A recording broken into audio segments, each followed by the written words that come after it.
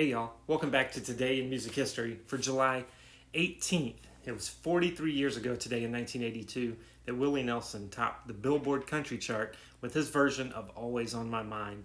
While, it had been previously recorded by others, including Brenda Lee and even Elvis, the Willie Nelson version is the definitive one.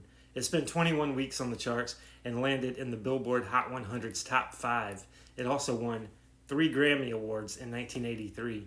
The album it came from was the number one country album of 1982, and the album spent 99 weeks on the Billboard Hot 100 charts. Pretty good. It was 47 years ago today in 1978 that Def Leppard made their live debut at Westfield School in Sheffield. It was a show at the school's dining hall and was attended by 150 students.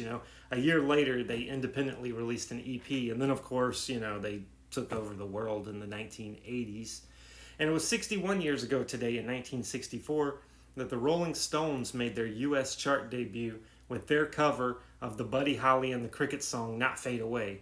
It peaked at number 48 and stayed on the charts for 13 weeks.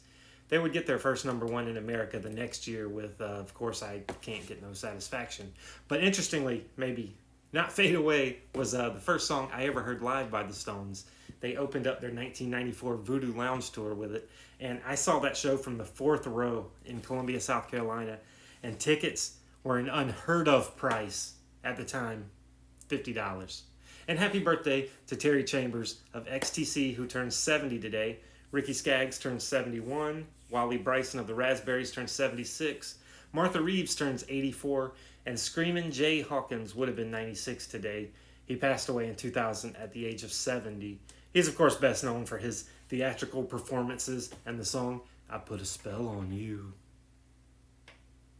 Tune in tomorrow for another Today in Music History.